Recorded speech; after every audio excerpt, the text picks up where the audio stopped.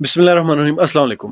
پاکستان میں اب سیاست کافی دلچسپ موڑ میں داخل ہو چکی ہے۔ اگر تو اصولوں پہ چلا گیا تو یہ دلچسپ ہوگی، لیکن اگر جس طرح پاکستان میں اس سے پہلے اصول توڑے گئے، اگر اصول توڑے گئے تو پاکستان میں یہ جو موجودہ دلچسپ سیاست ہے یہ خطرناک موڑ میں داخل ہو جائے گی، اور اس کی پوری تیاری کی جا چکی۔ جس طرح کے کہ لوگوں کو متحرک کیا جا رہا ہے، جس طرح کہ ٹیررسٹ اٹیک ہو رہے ہیں، اس طرح کی جتنی بھی چیزیں ہیں یہ سمجھ سے بالاتر ہے۔ ہمارے یہاں ہمیشہ پوری دنیا میں یہی کہا جاتا ہے کہ ہمارے ملک کے جو سیکیورٹی ادارے ہیں وہ پوری دنیا میں سب سے زیادہ ایکٹیو ہے، لیکن پھر بھی سمجھ نہیں آتی کہ یہ سارا کچھ کبھی بھی کوئی بھی اہم موقع ہوتا ہے تو تبھی کیوں ہوتا ہے۔ اب جیسے کہ ہماری ایک پارٹی نے الیکشن سے ٹھیک 3 دن پہلے ایک لانگ مارچ کا اعلان کیا، اس وقت تو سب کو پتا تھا کہ الیکشن ہو رہے ہیں، لیکن اب سب کو پتا ہے کہ الیکشن نہیں ہو رہے، تو اب دیکھتے ہیں کہ وہ اس کا کیا نتیجہ نکلتا ہے۔ لیکن یہ ساری چیزیں جس موڑ پر لائی جا رہی ہیں، ان سب کا ایک ہی مقصد ہے کہ اس ملک میں انتشار پھیلایا جائے، اس ملک میں سیاست کو، خاص کر عمران خان کو روکا جائے۔ اب جس طرح کل الیکشن کمیشن نے صاف کہہ دیا کہ ہم 14 مئی کو الیکشن نہیں کروا سکتے، وہ ناممکن ہے۔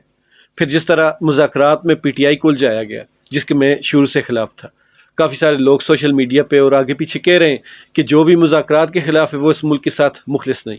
میں سمجھتا ہوں کہ یہ مذاکرات میں جس طرح ان کو الجھایا گیا ہے یہ اصل میں ملک دشمنی ہے۔ انہی مذاکرات میں الجھانے کے بعد اب ایک دم سے پھر کھچڑی بن جائے گی۔ اب سمجھ نہیں آئے گی قصور پی ٹی آئی کا یا پی ڈی ایم کا۔ اصل میں جب ایک طرف عدلیہ اور دوسری طرف پی ڈی ایم آمنے سامنے کھڑی تھی، ایک آئینی فیصلہ تھا عدلیہ کا، جو ایک فیصلہ تھا جس میں 90 دن کے اندر الیکشن کروانا تھا، اور عدلیہ نے وہ 14 مئی کی ڈیٹ دی تھی۔ اس طرف پی ڈی ایم ہے جو الیکشن کروانا ہی نہیں چاہتی۔ تو جب یہ دونوں آمنے سامنے کھڑے تھے تو بیچ میں پی ٹی آئی کود گئی۔ اب الیکشن میں کوئی بھی رزلٹ ہوگا تو پی ٹی آئی بیچ میں کودی ہے، تو جو بھی رزلٹ ہوگا، چاہے ادھر سے عدلیہ کی طرف سے ہو چاہے پی ڈی ایم کی طرف سے ہو، وہ سارے شکار پی ٹی آئی کو بنائیں گے۔ اب پی ٹی آئی بیچ میں پھنس چکی ہے۔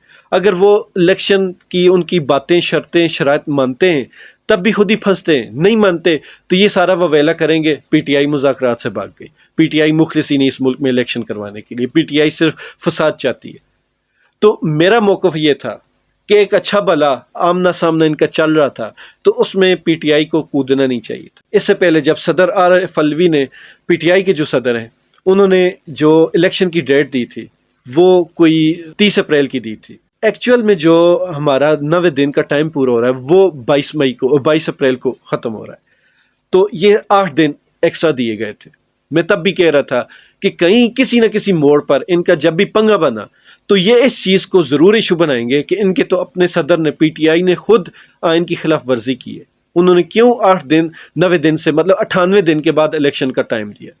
پھر سونے پہ سہاگا ہمارے سپریم کورٹ نے اس کو 30 کی بجائے 14 مئی تک لے گئے۔ کل ملا کر یہ ہوا کہ پی ٹی آئی کو الیکشن کی جھنڈی دکھا کر اپنے اشاروں پر نچایا جا رہا ہے، اور پی ٹی آئی بڑی خوشی سے ناچے جا رہی ہے اور بہترین ناچ رہی ہے۔ اب یہ جو کچھ بھی ہوگا، جس طرح ان کو نچایا جا رہا ہے اور جس طرح وہ ناچ رہے ہیں، اس کے بعد جب حالات جو گرد بیٹھے گی تو سب کو تب پتہ لگے گا کہ ہم سے کتنی بڑی غلطیاں ہوئیں۔ اس ملک میں شروع سے رجیم چینج جب سے ہوئی تھی اور ان کو یہ لالی پاپ دیا گیا تھا کہ صرف 90 دن کا ٹائم ہے، 3 مہینے کا ٹائم ہے، 3 مہینے کے بعد الیکشن ہو جائیں گے۔